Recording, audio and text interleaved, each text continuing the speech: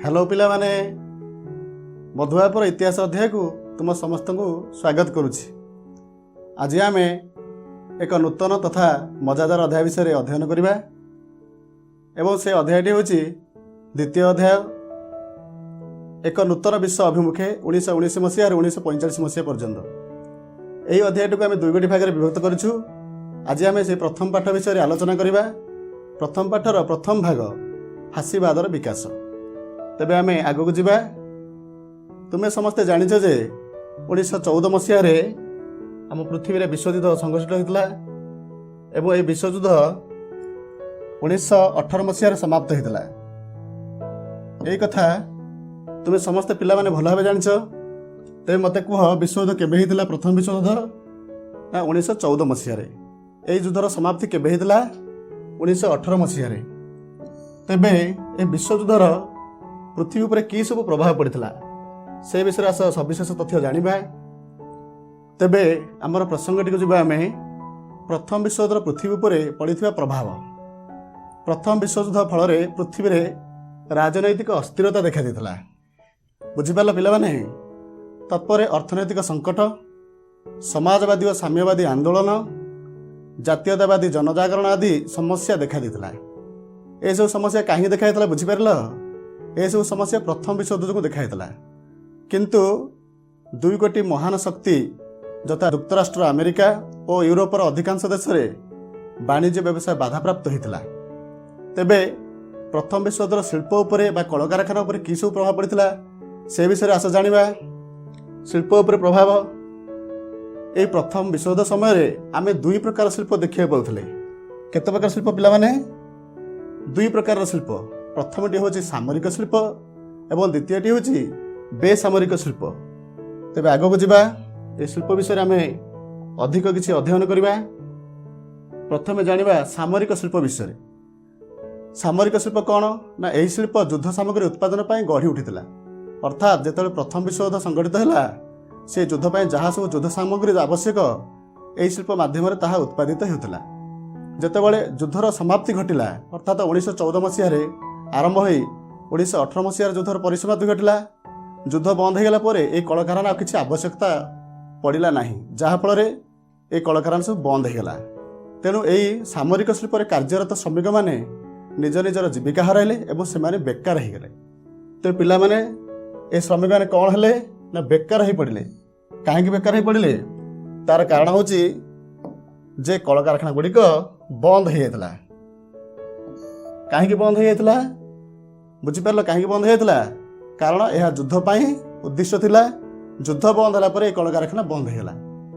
तत्पर आम जा द्वितीय नंबर कारखाना होगा शिल्प हूँ बेसामरिक शिल्प। ये बेसामरिक शिल्प गुड़िक युद्ध सामग्री व्यतीत अन्य सामग्री उत्पादन निमंते प्रतिष्ठित होता। एथिरे कार्यरत श्रमिक माने अर्थ जो श्रमिक माने यही शिल्प कार्य करुथिले से माने अधिक मजूरी दाबी करी धर्मघट आरंभ कले। ताले आम से धर्मघटर गोटे चित्र देखा परवर्ती पर्यायर किभली से माने धर्मघट करथिले। आस देखा यही जो फोटोचित्र तुम आगे प्रदर्शित होती कृषक आ श्रमिक मान आंदोलन एक फोटोचित्र। यही भाव में कृषक आ श्रमिक मैंने आंदोलन कर से दाबी मालिक मान पाखे उपस्थापन करथिले। तत्पर आम जानिबा शिल्प उपर अर्थनीतिर प्रभाव। शिल्प उपर अर्थनीति की प्रभाव पकईला आम देखा गोटे पर गोटे पॉइंट जोड़ा तुमको इम्पोर्टाट लगुच ताकू तुम्हें खातार टिपि रख एवं निहाती तुम भविष्य काम लगे। प्रथमे लोक मैंने आर्थिक संकट में कालातीपात करुथिबारु बजार में शिल्पजात द्रव्यर चाहिदा कमिगला। लोक मान पाखरे अर्थर अभाव थिला। तेणु से माने बजार में मिलुथिबा शिल्पजात द्रव्य गुड़ी क्रय करिबारे अक्षमता प्रकाश कले। तेणु यही शिल्पजात द्रव्य गुड़िकर चाहिदा कमी जाइथिला। तत्परे कलकारखाना उत्पादन ह्रास पाइला। शिल्पपति माने क्षति सहिबारु शिल्पपति माने कहीं क्षति सहिले पिला माने ना शिल्पपति मानकर जिते कलकारखाना ह्रास पाइला उत्पादन आउ तांकर जेतिकी उत्पादित द्रव्य ठीक से व्यवसाय हो पारा नहीं, जहाँफल तांकर क्षति है। तेणु से माने बाध्य होई निज निजर शिल्प संस्था गुड़ी को बंद करदेले। तेबे बंद कले कौन समस्या उपुजुथिबो ना यही शिल्प संस्था गुड़िक जो लक्ष लक्ष श्रमिक कार्यरत थिले से माने निजे निजे ବେକାରୀ ହୋଇ ପଡ଼ିଲେ, ସେମାନଙ୍କର ଜୀବିକା ଚାଲିଗଲା ଏବଂ ସେମାନେ ବେକାରୀ ହୋଇ ପଡ଼ିବାରୁ ଧର୍ମଘଟ ବା ଆନ୍ଦୋଳନକୁ ବାହାରି ପଡ଼ିଲେ। ଶିଳ୍ପଜାତ ଦ୍ରବ୍ୟର ମୂଲ୍ୟ ବୃଦ୍ଧି ଘଟିବାରୁ ଲୋକମାନେ ନିଜର ଅତ୍ୟାବଶ୍ୟକ ସାମଗ୍ରୀ କ୍ରୟ କରିପାରିଲେ ନାହିଁ। ଅତ୍ୟାବଶ୍ୟକ ସାମଗ୍ରୀ କ'ଣ ନା ଯେଉଁ ସବୁ ସାମଗ୍ରୀ ଆମର ନିହାତି ଆବଶ୍ୟକ ଦୈନନ୍ଦିନ ଜୀବନରେ, ଯାହାକୁ ଛାଡ଼ିଲେ ଆମେ ବଞ୍ଚିପାରିବା ନାହିଁ। ଏବଂ ଲୋକମାନେ କ'ଣ କରିଥିଲେ ନା ବ୍ୟାଙ୍କ ମାନଙ୍କରେ ବିଭିନ୍ନ ଅର୍ଥରାଶି ସଞ୍ଚୟ କରି ରଖିଥିଲେ। ବ୍ୟାଙ୍କ ଯେତେବେଳେ ବନ୍ଦ ହୋଇଗଲା, ଲୋକମାନେ ନିଜ ନିଜର ଅର୍ଥରାଶି ହରାଇଲେ, ସଞ୍ଚିତ ଅର୍ଥ ସେମାନଙ୍କର ଚାଲିଗଲା, ଯାହାଫଳରେ ଆର୍ଥିକ ଦୁରବସ୍ଥା ଆହୁରି ବଢ଼ିଗଲା। ଆର୍ଥିକ ସଙ୍କଟ 1929 ମସିହାରୁ, ବୁଝିପାରିଲ ପିଲାମାନେ, ଏଇ ମସିହା ଦୁଇଟିକୁ ଭଲ ଭାବରେ ଖାତାରେ ଟିପି ରଖିବ ଯେ 1929 ମସିହାରୁ 1933 ମସିହା ମଧ୍ୟରେ ଉତ୍କଟ ରୂପ ଧାରଣ କରିଥିଲା। କିଏ ଉତ୍କଟ ରୂପ ଧାରଣ କରିଥିଲା? ଆର୍ଥିକ ସଙ୍କଟ। ତାପରେ ଆମେ ପରବର୍ତ୍ତୀ ପର୍ଯ୍ୟାୟକୁ ଯିବା। ଇଏ ତ ଥିଲା ଶିଳ୍ପ ଉପରେ ଅର୍ଥନୀତିର ପ୍ରଭାବ। ବର୍ତ୍ତମାନ କୃଷି ଉପରେ ଅର୍ଥନୀତିର କି ସବୁ ପ୍ରଭାବ ପଡ଼ିଥିଲା ସେ ବିଷୟରେ ଆସ ଜାଣିବା। ଶିଳ୍ପ ବିପ୍ଳବ ଯୋଗୁଁ କୃଷି ଉତ୍ପାଦନ ବୃଦ୍ଧି ପାଇଥିଲା। କାହିଁକି ବୃଦ୍ଧି ପାଇଥିଲା? କାରଣ ଶିଳ୍ପ ବିପ୍ଳବ ଫଳରେ ବିଭିନ୍ନ ପ୍ରକାର ନୂତନ ନୂତନ ଯନ୍ତ୍ରପାତିର ଉଦ୍ଭାବନ ହୋଇଥିଲା, ଯେଉଁ ଯନ୍ତ୍ରପାତିକୁ ବିନିଯୋଗ କରି କୃଷକମାନେ ସେମାନଙ୍କର କୃଷି ଉତ୍ପାଦନ ବୃଦ୍ଧି କରୁଥିଲେ। କିନ୍ତୁ ଅସୁବିଧା କ'ଣ ହେଲା ନା ବାଣିଜ୍ୟ ବ୍ୟବସାୟ ବନ୍ଦ ହୋଇଯିବା ଯୋଗୁଁ କୃଷିଜାତ ଦ୍ରବ୍ୟଗୁଡ଼ିକ ଠିକ୍ ଭାବରେ ବିକ୍ରୟ ହୋଇପାରିଲା ନାହିଁ, ଯାହାଫଳରେ କୃଷକମାନେ ଅନେକ କ୍ଷତି ସହିଲେ। ତେଣୁ କୃଷି ଶ୍ରମିକମାନଙ୍କର ଦୁରାବସ୍ଥା ବଢ଼ିଗଲା। ବୁଝିପାରିଲ ପିଲାମାନେ, କ'ଣ ଅସୁବିଧା ହେଲା ନା କୃଷି ଶ୍ରମିକମାନଙ୍କର ଦୁରାବସ୍ଥା ବଢ଼ିଲା। କାହିଁକି ନା ସେମାନେ ଯେଉଁ ଦ୍ରବ୍ୟକୁ ନିଜ କୃଷି କ୍ଷେତ୍ରରେ ଉତ୍ପାଦିତ କରିଲେ, ବ୍ୟବସାୟ ବାଣିଜ୍ୟ ବନ୍ଦ ହେବା ଯୋଗୁଁ ତାହାକୁ ବିକ୍ରୟ କରିପାରିଲେ ନାହିଁ। ତେବେ ଆଗକୁ ଯିବା, ଆଉ କ'ଣ ଅଛି ସେ ବିଷୟରେ ଜାଣିବା। ନୂଆ ନୂଆ ତଥ୍ୟ ସବୁ ଆମ ଆଗରେ ଉପସ୍ଥାପିତ ହେବ। ବର୍ତ୍ତମାନ ଫାଶୀବାଦ ଉତ୍ଥାନର କାରଣ ବିଷୟରେ ଜାଣିବା। କେଉଁ ସବୁ କାରଣ ଗୁଡ଼ିକ ଯୋଗୁଁ ଫାଶୀବାଦ ଉତ୍ପତ୍ତି ଲାଭ କରିଥିଲା? ଦାରିଦ୍ର୍ୟ ଓ ବେକାରୀ ଯୋଗୁଁ ଆଇନ ଶୃଙ୍ଖଳା କ୍ଷେତ୍ରରେ ସମସ୍ୟା ଦେଖାଦେଇଥିଲା। ସରକାରଙ୍କ ବିରୋଧରେ ଜନମତ ପ୍ରକାଶ ପାଇଥିଲା। ସେତେବେଳେ ଲୋକମାନେ ସରକାରଙ୍କୁ ବିଭିନ୍ନ ପ୍ରକାର ଦାବି ଜଣାଉଥିଲେ। ସରକାର ସେ ଦାବିଗୁଡ଼ିକୁ ଠିକ୍ ସେ ପୂରଣ କରି ନ ପାରିବାରୁ ତାଙ୍କ ବିରୁଦ୍ଧରେ ଜନମତ ପ୍ରକାଶିତ ହେଉଥିଲା। ତତ୍ପରେ ରାଜନୈତିକ ଓ ଅର୍ଥନୈତିକ ଅବସ୍ଥାର ଉନ୍ନତି, ଶ୍ରମିକମାନେ ଆନ୍ଦୋଳନ କଲେ। କାହିଁକି ଆନ୍ଦୋଳନ କଲେ ଶ୍ରମିକମାନେ? ନା ନିଜ ନିଜର ରାଜନୈତିକ ଆଉ ଅର୍ଥନୈତିକ ବ୍ୟବସ୍ଥାରେ ଉନ୍ନତି ଆଣିବା ପାଇଁ। ତତ୍ପରେ କ'ଣ ହେଲା ନା ଏହି ଆନ୍ଦୋଳନ ଲକ୍ଷ୍ୟ ଥିଲା ରାଜତନ୍ତ୍ର ଲୋପ କରି ପ୍ରଜାତନ୍ତ୍ର ପ୍ରତିଷ୍ଠା କରିବା। ସେତେବେଳେ ରାଜାମାନେ ଶାସନ କରୁଥିଲେ, ତୁମେ ସମସ୍ତେ ଜାଣିଛ, ବିଭିନ୍ନ ଗଳ୍ପ ମାଧ୍ୟମରେ ମଧ୍ୟ ପଢ଼ିଛ। ତେଣୁ ସବୁ ଆନ୍ଦୋଳନରେ ଯେଉଁମାନେ ଭାଗ ନେଇଥିଲେ ସେମାନଙ୍କ ଲକ୍ଷ୍ୟ ଥିଲା ଯେ ରାଜତନ୍ତ୍ରକୁ ଲୋପ କରି ପ୍ରଜାତନ୍ତ୍ର ପ୍ରତିଷ୍ଠା କରିବା। ସମାଜବାଦୀ ଓ ସାମ୍ୟବାଦୀ ଦଳଗୁଡ଼ିକ ଶ୍ରମିକ ଆନ୍ଦୋଳନ ନେତୃତ୍ୱ ନେଇଥିଲେ। ତାହେଲେ ଏହି ଆନ୍ଦୋଳନକୁ କିଏ ପରିଚାଳନା କରୁଥିଲେ? ସମାଜବାଦୀ ଆଉ ସାମ୍ୟବାଦୀ ଦଳ। ଜମିଦାର, ପୁଞ୍ଜିପତି ଓ ଶିଳ୍ପପତି ମାନେ ଶ୍ରମିକ ଆନ୍ଦୋଳନକୁ ଦମନ କରିବାକୁ ଚେଷ୍ଟା କଲେ ଏବଂ ସେମାନେ ଉଗ୍ରବାଦୀ ଶକ୍ତିମାନଙ୍କର ସାହାଯ୍ୟ ନେଲେ। ଜମିଦାର, ପୁଞ୍ଜିପତି, ଶିଳ୍ପପତି ମାନେ ଏହି ଶ୍ରମିକ ଆନ୍ଦୋଳନକୁ ଦମନ କରିବାକୁ ଚାହିଁଲେ, ଦବେଇ ଦେବା ପାଇଁ ଚାହିଁଲେ। ଯାହାଫଳରେ ସେ କାହାର ସାହାଯ୍ୟ ନେଲେ? ନା ଉଗ୍ରବାଦୀ ଶକ୍ତିମାନଙ୍କର ସାହାଯ୍ୟ ନେଲେ। ତେବେ ଆଗକୁ ଯିବା, କିଭଳି ଭାବରେ ଫାଶୀବାଦ ଉତ୍ଥାନ ହୋଇଥିଲା ସେ ବିଷୟରେ ଅନ୍ୟ ବିଶେଷ ତଥ୍ୟ ଜାଣିବା।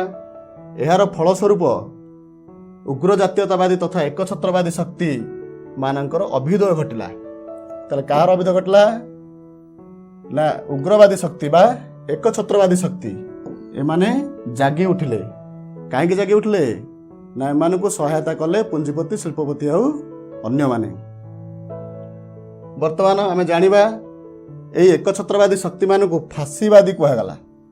ପିଲାମାନେ ଭଲ କରି ମନେ ରଖ, ବୁଝିବାକୁ ଚେଷ୍ଟା କର ଏବଂ ଧ୍ୟାନ ଦେଇକି ଶୁଣ ଯେ ଯେଉଁ ଏକଛତ୍ରବାଦୀ ଶକ୍ତିମାନଙ୍କର ଉତ୍ଥାନ ଘଟିଲା ସେମାନଙ୍କୁ କୁହାଗଲା ଫାଶୀବାଦୀ ଶକ୍ତି ଓ ସେଇମାନଙ୍କର ଚିନ୍ତାଧାରାକୁ ଅର୍ଥାତ୍ ଫାଶୀବାଦୀ ମାନଙ୍କର ଚିନ୍ତାଧାରାକୁ ଫାଶୀବାଦ ନାମରେ ନାମିତ କରାଗଲା।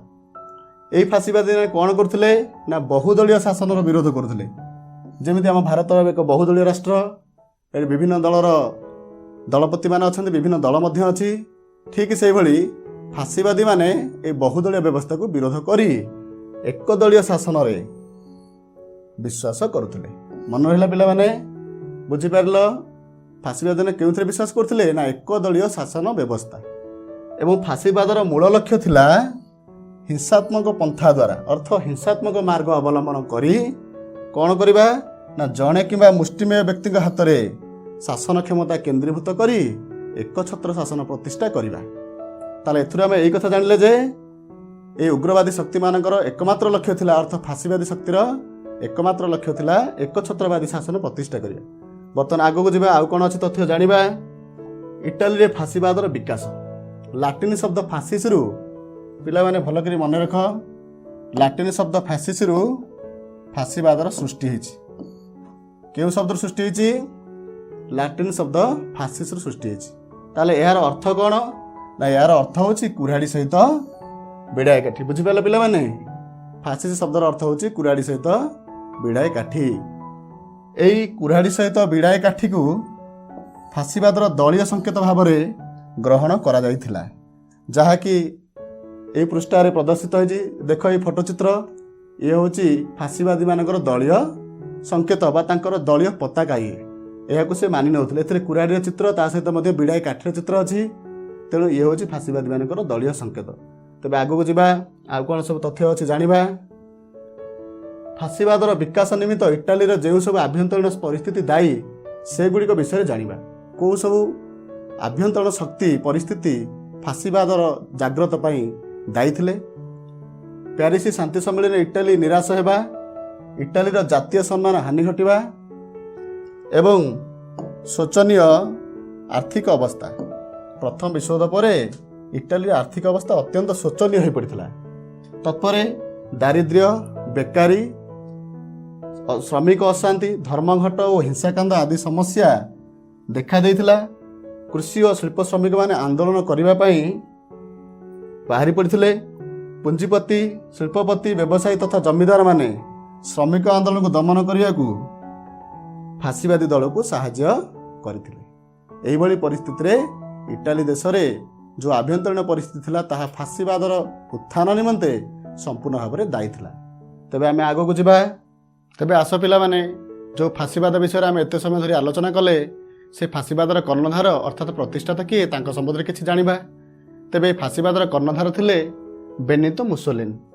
ଏଠାରେ ତୁମେ ଦେଖିବାକୁ ପାଉଛ ବେନିତୋ ମୁସୋଲିନିଙ୍କର ଗୋଟିଏ ଫଟୋ ଚିତ୍ର ଅଛି ଏବଂ ଏହି ବେନିତୋ ମୁସୋଲିନି ଥିଲେ ଫାସିବାଦର କର୍ଣ୍ଣଧାର। ଏବଂ ସେ କେଉଁ ଦେଶରେ ଜନ୍ମ ହୋଇଥିଲେ ଜାଣିପାରିଛ? ସେ ଇଟାଲୀ ଦେଶରେ ଜନ୍ମଗ୍ରହଣ କରିଥିଲେ ଏବଂ ତାଙ୍କ ସ୍ଥାନଟି ଥିଲା ରୋମାନା। ବୁଝିପାରିଲ ପିଲାମାନେ? ବେନିତୋ ମୁସୋଲିନି ଇଟାଲୀ ଦେଶର ରୋମାନା ନାମକ ସ୍ଥାନରେ ଜନ୍ମଗ୍ରହଣ କରିଥିଲେ। ସେ କେଉଁ ଖ୍ରୀଷ୍ଟାବ୍ଦରେ ଜନ୍ମଗ୍ରହଣ କରିଥିଲେ? ସେ 1883 ଖ୍ରୀଷ୍ଟାବ୍ଦ ବା ମସିହାରେ ଜନ୍ମଗ୍ରହଣ କରିଥିଲେ। ଏ କଥାଟି ମନେ ରଖିବ ସମସ୍ତେ। ତାପରେ ତାଙ୍କ ସମ୍ବନ୍ଧରେ ଆଉ କିଛି ତଥ୍ୟ ଜାଣିବା। ପ୍ରଥମେ ବେନିତୋ ମୁସୋଲିନି ଜଣେ ଶିକ୍ଷକ ଥିଲେ, ଅର୍ଥ ଶିକ୍ଷକତା କରୁଥିଲେ। ପରବର୍ତ୍ତୀ ସମୟରେ ପ୍ରଥମ ବିଶ୍ୱଯୁଦ୍ଧରେ ସେ ସୈନିକ ଭାବରେ କାର୍ଯ୍ୟ କରିଥିଲେ ଏବଂ ସେ କ'ଣ କଲେ ନା ଗୋଟିଏ ଦଳ ଗଠନ କରିଥିଲେ। କେଉଁମାନଙ୍କୁ ନେଇ ସେ ଦଳ ଗଠନ କରିଥିଲେ?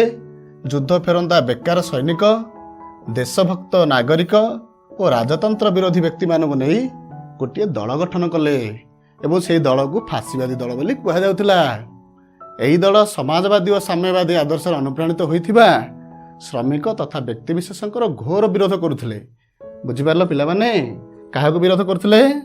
ନା ସମାଜବାଦୀ ଓ ସାମ୍ୟବାଦୀ ଆଦର୍ଶରେ ଅନୁପ୍ରାଣିତ ହୋଇଥିବା ବ୍ୟକ୍ତିବିଶେଷକୁ ଏମାନେ ଘୋର ବିରୋଧ କରୁଥିଲେ। ତେବେ ଆଗକୁ ଯାଇ ଆଉ କିଛି ତଥ୍ୟ ଜାଣିବା।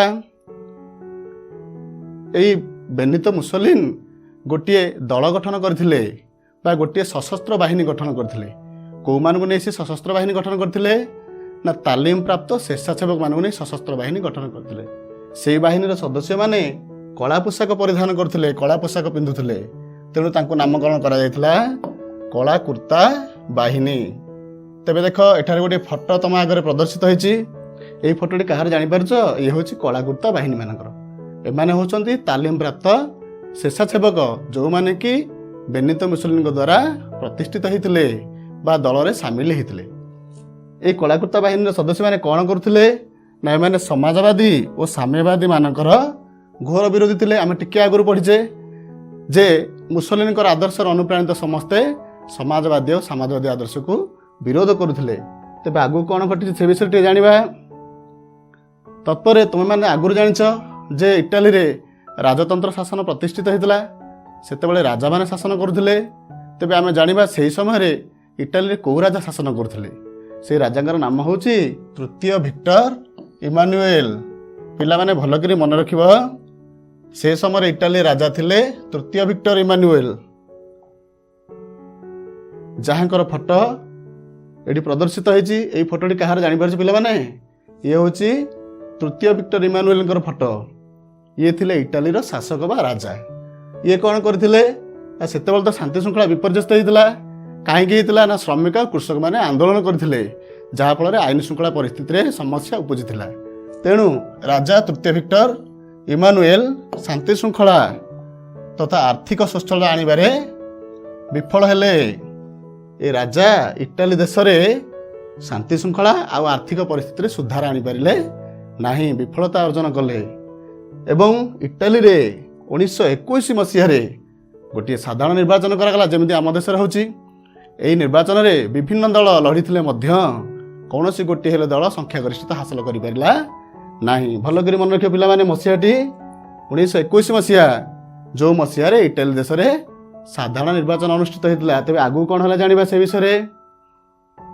ତତ୍ପରେ 1922 ମସିହାରେ ପିଲାମାନେ ତୁମେ ସବୁ ଜାଣିପାରିଲ ଯେ 1921 ମସିହା ନିର୍ବାଚନରେ କୌଣସି ଗୋଟିଏ ହେଲେ ଦଳ ସଂଖ୍ୟାଗରିଷ୍ଠତା ହାସଲ କରିପାରିଲେ ନାହିଁ।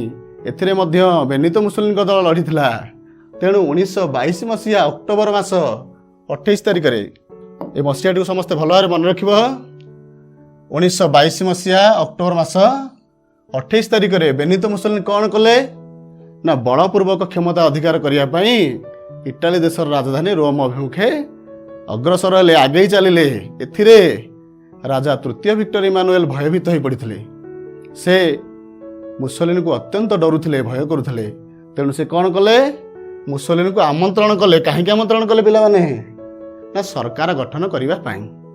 ଯାହାଫଳରେ ମୁସୋଲିନି 1922 ମସିହା ଅକ୍ଟୋବର ମାସ 29 ତାରିଖ ଦିନ, ଭଲ କରି ମନେ ରଖିବ ପିଲାମାନେ, 1922 ମସିହା ଅକ୍ଟୋବର ମାସ 29 ତାରିଖ ଦିନ ବେନିତୋ ମୁସୋଲିନି ଇଟାଲୀ ଦେଶର ପ୍ରଧାନମନ୍ତ୍ରୀ ହେଲେ। ତତ୍ପରେ କ'ଣ ଘଟଣା ଘଟିଲା ଆଗକୁ ଯାଇ ଜାଣିବା। ଯେତେବେଳେ ବେନିତୋ ମୁସୋଲିନି ପ୍ରଧାନମନ୍ତ୍ରୀ ହେଇଗଲେ, ତାଙ୍କର ଦଳ କ'ଣ ଥିଲା? ତାଙ୍କର ଦଳ ଥିଲା ଫାସିବାଦୀ ଦଳ। ତେଣୁ ଫାସିବାଦୀ ଦଳର ଲକ୍ଷ୍ୟ ଥିଲା ଏକଛତ୍ର ଶାସନ ପ୍ରତିଷ୍ଠା କରିବା। ଫାସିବାଦୀ ଦଳ ଯେତେବେଳେ କ୍ଷମତାକୁ ଆସିଗଲା ବେନିତୋ ମୁସୋଲିନିଙ୍କର ନେତୃତ୍ୱରେ, ତେବେ ଇଟାଲୀରେ କ'ଣ ସବୁ ପରିବର୍ତ୍ତନ ଘଟିଲା ସେହି ପରିବର୍ତ୍ତନ ବିଷୟରେ ଆମେ ଜାଣିବା। ପ୍ରଥମ ପରିବର୍ତ୍ତନ ହେଉଛି ଯେ ଇଟାଲୀରେ ଏକଛତ୍ର ଶାସନ ପ୍ରତିଷ୍ଠିତ ହୋଇପାରିଲା। ପିଲାମାନେ ମନେ ରଖିବ, ବେନିତୋ ମୁସୋଲିନିଙ୍କ ଦଳ କ୍ଷମତାକୁ ଆସିଲା ପରେ ଇଟାଲୀରେ ଏକଛତ୍ର ଶାସନ ପ୍ରତିଷ୍ଠିତ ହେଲା। ତାପରେ କ'ଣ ହେଲା? ସମାଜବାଦୀ ଓ ସାମ୍ୟବାଦୀ ନେତାମାନଙ୍କୁ ହତ୍ୟା କରାଗଲା। ବୁଝିପାରୁଛ ପିଲାମାନେ, କେତେ ନୃଶଂସ କାର୍ଯ୍ୟ ସେ କରୁଥିଲେ। ସମାଜବାଦୀ ଓ ସାମ୍ୟବାଦୀରେ ଯେଉଁମାନେ ନେତା ଥିଲେ ତାଙ୍କୁ ହତ୍ୟା କରାଗଲା। ତା ସହିତ ଅନେକ ନେତାଙ୍କୁ ମଧ୍ୟ ବନ୍ଦୀ କରି ରଖିଲେ। ତତ୍ ସଙ୍ଗେ ସଙ୍ଗେ ଆଉ କ'ଣ କଲେ? ଆଉ କିଛି ନେତାଙ୍କୁ ମଧ୍ୟ ନିର୍ବାସନ ଦଣ୍ଡ ଦିଆଗଲା। ଅର୍ଥାତ୍ ଗୋଟିଏ ନିଃସଙ୍ଗ ସ୍ଥାନକୁ, ଗୋଟିଏ ନିର୍ଜନ ସ୍ଥାନକୁ ସେମାନଙ୍କୁ ପଠାଇ ଦିଆଗଲା। ତାପରେ ବେନିତୋ ମୁସୋଲିନି ଆଉ କ'ଣ କରିଥିଲେ? ତାଙ୍କ ଦେଶରେ ପ୍ରଚଳିତ ନିର୍ବାଚନ ଆଇନରେ ପରିବର୍ତ୍ତନ ଆଣିଲେ। ଅର୍ଥ ତାଙ୍କ ମତ ଅନୁସାରେ ନିର୍ବାଚନ ଆଇନ ପରିଚାଳିତ ହୋଇଥିଲା। ଆଉ କ'ଣ ସବୁ ଘଟିଥିଲା ପରିବର୍ତ୍ତନ? ସଂସଦୀୟ ଶାସନ ବ୍ୟବସ୍ଥାକୁ ଅକାମୀ ମାନେ ଅଚଳ କରିଦିଆଗଲା। ସଂସଦୀୟ ବ୍ୟବସ୍ଥାର କିଛି ପ୍ରାଧାନ୍ୟ ରହିଲା ନାହିଁ।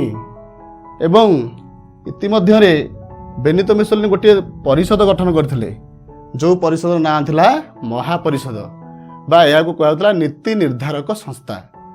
ଏହି ସଂସ୍ଥା ଦ୍ୱାରା କ'ଣ କରାଗଲା ନା ମନ୍ତ୍ରିମଣ୍ଡଳର ସ୍ୱାଧୀନତା ଉପରେ ଅଙ୍କୁଶ ଲଗାଗଲା। ମନ୍ତ୍ରୀମାନଙ୍କର କିଛି ସ୍ୱାଧୀନତା ରହିଲା ନାହିଁ।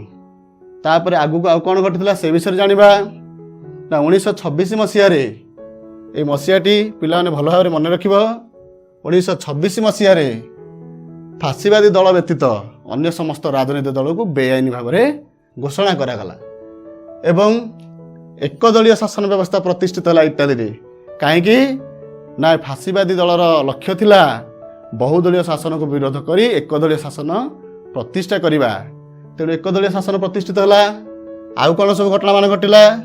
ସାର୍ବଜନୀନ ଭୋଟ ପ୍ରଥାକୁ ଉଠାଇ ଦିଆଗଲା। ଯେଉଁ ସମସ୍ତଙ୍କର ଅଧିକାର ଥିଲା ଭୋଟ ଦେବା ପାଇଁ, ସେହି ପ୍ରଥାକୁ ମଧ୍ୟ ବନ୍ଦ କରି ଦିଆଗଲା। ସମ୍ବାଦପତ୍ର ଗୁଡ଼ିକର ସ୍ୱାଧୀନତାକୁ କାଢ଼ି ନିଆଗଲା। ସମ୍ବାଦପତ୍ର ନିରପେକ୍ଷ, ଆମେ ଏ କଥା ସମସ୍ତେ ଜାଣିଛେ, କିନ୍ତୁ ସମ୍ବାଦପତ୍ର ନିରପେକ୍ଷତାକୁ ସେଠି କାଢ଼ି ନିଆଗଲା। କୌଣସି ସମ୍ବାଦପତ୍ର ନିରପେକ୍ଷ ଭାବରେ ସମ୍ବାଦ ପରିବେଷଣ କରିପାରିବେ ନାହିଁ କି ଲେଖିପାରିବେ ନାହିଁ।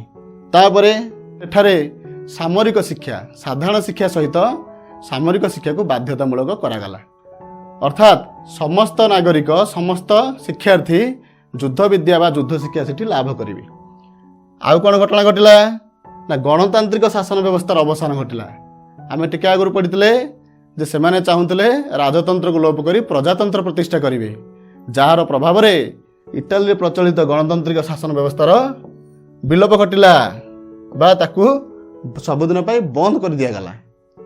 ଏତେ ସବୁ ଫଳରେ ଯେଉଁ ମୁସୋଲିନି ଏତେ ସବୁ କାର୍ଯ୍ୟ କଲେ ଇଟାଲୀବାସୀଙ୍କ ପାଇଁ, ଯାହାଫଳରେ ସେ ହେଲେ ଇଟାଲୀର ସର୍ବେସର୍ବା ଅର୍ଥାତ୍ ଅଖଣ୍ଡ କ୍ଷମତାର ଅଧିକାରୀ। ସବୁକିଛି କ୍ଷମତା ତାଙ୍କ ହାତରେ ଠୁଳ ହୋଇ ରହିଲା। ତତ୍ପରେ କ'ଣ ଘଟଣା ଘଟିଲା ନା ସୈନ୍ୟବାହିନୀ, ପୁଞ୍ଜିପତି ଓ ବ୍ୟବସାୟୀ ଗୋଷ୍ଠୀଙ୍କ ସମର୍ଥନ ଫଳରେ ଫାଶୀବାଦୀ ଦଳ ନିଜର ପ୍ରଭାବ ବିସ୍ତାର କରିବାରେ ଲାଗିପାରିଲା। ଫାଶୀବାଦୀ ଦଳକୁ କିଛି ସହାୟତା ମିଳିଲା। ସହାୟତା କେଉଁମାନେ କଲେ ନା ସୈନ୍ୟବାହିନୀ, ପୁଞ୍ଜିପତି ଆଉ ବ୍ୟବସାୟୀ ଗୋଷ୍ଠୀ। ଏଇମାନଙ୍କ ସହାୟତା ଫଳରେ ଫାଶୀବାଦୀ ଦଳ ଆଗକୁ ବଢ଼ି ଚାଲିଲା। ତେବେ ଆଉ କ'ଣ ବିଶେଷ ତଥ୍ୟ ଅଛି ସେ ବିଷୟରେ ଜାଣିବା। ଆଜି ଯେଉଁ ଆମେ ଶିକ୍ଷାଦାନଟି ଜାରି ରଖିଥିଲେ, ଏଥିରୁ ଆମେ କ'ଣ ଶିଖିଲେ ଅର୍ଥାତ୍ କ'ଣ ସବୁ ଜାଣିଲେ ସେ ସମ୍ବନ୍ଧରେ କିଛି ତଥ୍ୟ ଆଲୋଚନା କରିବା। ପ୍ରଥମ କଥାଟା ଆମେ ଜାଣିଲେ ପିଲାମାନେ ଯେ ପ୍ରଥମ ବିଶ୍ୱଯୁଦ୍ଧ ପ୍ରଭାବରେ ବିଶ୍ୱବାସୀଙ୍କ ଉପରେ ଏହା ଗଭୀର ପ୍ରଭାବ ପକାଇଥିଲା। ବିଶ୍ୱବାସୀ ବହୁତ ଭୟଭୀତ ହୋଇଯାଇଥିଲେ। ତା ସହିତ ଆଉ କ'ଣ ଜାଣିଲେ, ବିଶ୍ୱଯୁଦ୍ଧ ପରେ ପୃଥିବୀରେ ରାଜନୈତିକ ଅସ୍ଥିରତା, ଅର୍ଥନୈତିକ ସଙ୍କଟ, ଏଇ କଥାଟି ମାନଙ୍କୁ ସବୁ ମନେ ରଖିବ। ରାଜନୈତିକ ଅସ୍ଥିରତା, ଅର୍ଥନୈତିକ ସଙ୍କଟ, ସମାଜବାଦୀ ଓ ସାମ୍ୟବାଦୀ ଆନ୍ଦୋଳନ, ଜାତୀୟତାବାଦୀ ଜନଜାଗରଣ, ଶ୍ରମିକ ଆନ୍ଦୋଳନ, ଧର୍ମଘଟ, ଦାରିଦ୍ର୍ୟ, ବେକାରୀ, ହିଂସାକାଣ୍ଡ ଆଦି ବହୁତ ଗୁଡ଼ିଏ ସମସ୍ୟା ଉପୁଜୁଥିଲା। ତତ୍ପରେ କ'ଣ ହେଲା, ଏଥିରେ ବିଶ୍ୱବାସୀ ଅତ୍ୟନ୍ତ ଆତଙ୍କିତ ଓ ମର୍ମାହତ ହୋଇ ପଡ଼ିଥିଲେ, ଭାଙ୍ଗି ପଡ଼ିଥିଲେ। ବିଶ୍ୱକୁ ଏହା ଗଭୀର ଆଘାତ ଦେଇଥିଲା। ତାପରେ ଏକଛତ୍ରବାଦ ଶକ୍ତିମାନଙ୍କର ଉତ୍ଥାନ ଘଟିଲା। ପୃଥିବୀରେ ଯେତେ ସବୁ ଏକଛତ୍ରବାଦୀ ଶକ୍ତି ଥିଲେ, ଫାଶୀବାଦ ଭଳି ସମସ୍ତେ ମୁଣ୍ଡ ଟେକି ଉଠିଲେ। ସମସ୍ତେ ନିଜ ନିଜର କ୍ଷମତା ଜାହିର କରିବାରେ ଲାଗିଲେ। ଜମିଦାର, ପୁଞ୍ଜିପତି ଓ ଶିଳ୍ପପତିମାନେ, ପିଲାମାନେ ମନେ ରଖିବା ସମସ୍ତେ, ଜମିଦାର, ପୁଞ୍ଜିପତି ଆଉ ଶିଳ୍ପପତିମାନେ ଶ୍ରମିକ ଆନ୍ଦୋଳନ କରିବାକୁ ବାହାରି ପଡ଼ିଲେ ଏବଂ ସେମାନେ ଉଗ୍ରବାଦୀ ଶକ୍ତିମାନଙ୍କର ସାହାଯ୍ୟ ନେଲେ। ତେବେ କହିବ ପିଲାମାନେ ଉଗ୍ରବାଦୀ ଶକ୍ତି କିଏ ନା ଏଠାରେ ଫାଶୀବାଦ ଗୋଟିଏ ଉଗ୍ରବାଦୀ ଶକ୍ତି। ତେଣୁ ଫାଶୀବାଦ ଭଳି ଉଗ୍ରବାଦୀ ଶକ୍ତିର ସହାୟତା ନେଲେ। ଉଗ୍ରବାଦୀ ଶକ୍ତିମାନେ ବଳପୂର୍ବକ କ୍ଷମତା ହାସଲ କରିବାକୁ ଚେଷ୍ଟା କରିଥିଲେ। ଉଗ୍ରବାଦୀମାନଙ୍କର ଉଦ୍ଦେଶ୍ୟ ଥିଲା ଯେ କଳେ ବଳେ କୌଶଳେ ବଳ ପ୍ରୟୋଗ କରି କ୍ଷମତା ଅଧିକାର କରିବା ବା ଶାସନ କ୍ଷମତା ଜାହିର କରିବା। ବର୍ତ୍ତମାନ ଆମେ ଯାହା ସବୁ ଅଧ୍ୟୟନ କଲେ ତତ୍ ସମ୍ପର୍କିତ କିଛି ପ୍ରଶ୍ନ ଅଛି। ପ୍ରଶ୍ନଗୁଡ଼ିକୁ ଆମେ ଗୋଟିଏ ପରେ ଗୋଟିଏ ଆଲୋଚନା କରିବା। ପ୍ରଶ୍ନ ନମ୍ବର 1, ଶୂନ୍ୟସ୍ଥାନ ପୂରଣ କର। ପିଲାମାନେ ତମେ ଯାହା ସବୁ ପଢ଼ିଲ ଭଲ ଭାବରେ ମନେ ରଖିଥିବ। ବର୍ତ୍ତମାନ ଆମେ ଶୂନ୍ୟସ୍ଥାନ ପୂରଣ କରିବା। କ ନମ୍ବର ପ୍ରଶ୍ନ ଅଛି, ଲାଟିନ ଶବ୍ଦ ଡ୍ୟାସରୁ ଫାଶୀବାଦର ସୃଷ୍ଟି। ହଁ ଠିକ୍ କହିଛ, ଲାଟିନ ଶବ୍ଦ ଫାସିସରୁ। ମନେ ରଖିବ এই କଥାଟିକୁ, ଲାଟିନ ଶବ୍ଦ ଫାସିସରୁ ଫାଶୀବାଦର ସୃଷ୍ଟି। ତାହେଲେ ଖ ନମ୍ବର ପ୍ରଶ୍ନକୁ ଯିବା। ଫାଶୀବାଦୀ ଆନ୍ଦୋଳନ କର୍ଣ୍ଣଧାର ଡ୍ୟାସ୍ ଥିଲେ। ହଁ ତମେ ଠିକ୍ କହିଛ। ଏହାର ଉତ୍ତର ହେଉଛି କିଏ?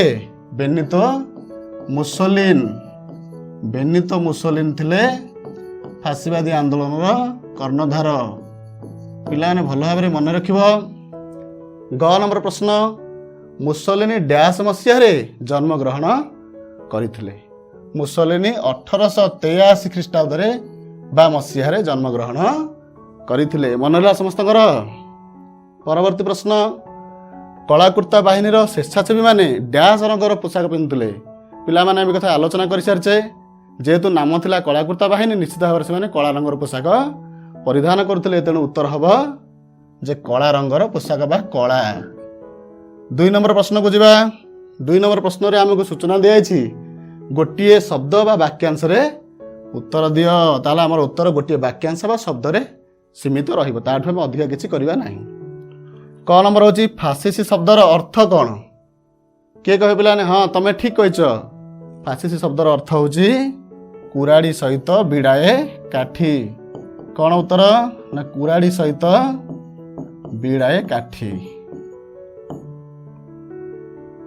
କୁରାଡ଼ି ସହିତ ବିଡ଼ାଏ କାଠି ହେଉଛି ଫାସିସି ଶବ୍ଦର ପ୍ରକୃତ ଅର୍ଥ।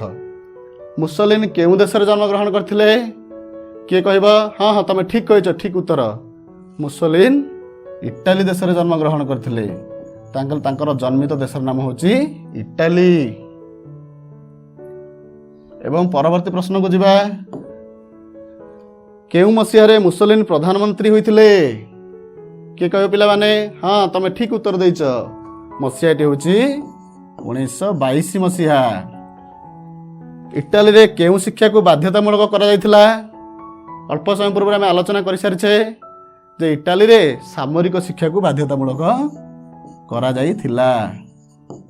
ତେବେ ପିଲାମାନେ ଆଜି ପାଇଁ ତ ଆମେ ବହୁତ କିଛି ଆଲୋଚନା କଲେ ଫାଶୀବାଦ ସମ୍ବନ୍ଧରେ। ପରବର୍ତ୍ତୀ ସମୟରେ ଆମେ ଅଲଗା କିଛି ଜାଣିବା। ତେଣୁ ଆଜିର ଶିକ୍ଷାଦାନ କାର୍ଯ୍ୟକ୍ରମ ଏତିକିରେ ରହିଲା। Bye bye.